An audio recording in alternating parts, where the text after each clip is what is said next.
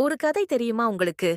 ஒரு ஆடு மேய்க்கும் தொழிலாளி, ஆடு இயன்ற குட்டியை தன் தோளில் மீது வைத்துக்கொண்டு, ஆட்டுக்குட்டியை காணவில்லை என்று ஊர் ஊராக தேடிக் கொண்டிருந்தார்.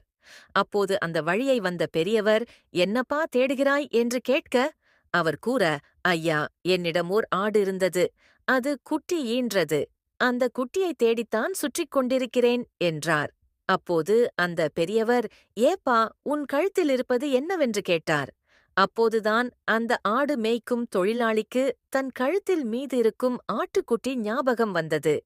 "ஐயா, இதைத்தான் தேடுகின்றேன்" என்றாராம். அதுபோல நமக்குள் இறைவனை வைத்துக்கொண்டு எங்கெல்லாம் தேடி அலைந்தாலும் இறைவன் கண்ணுக்கு புலப்படுவதில்லை. இதை சுட்டிக்காட்ட ஒரு சிறந்த குரு தேவை. அந்த குருநாதர் தான் துறையூர் சித்தர்.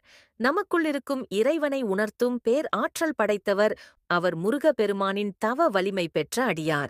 அவரைக் கண்டு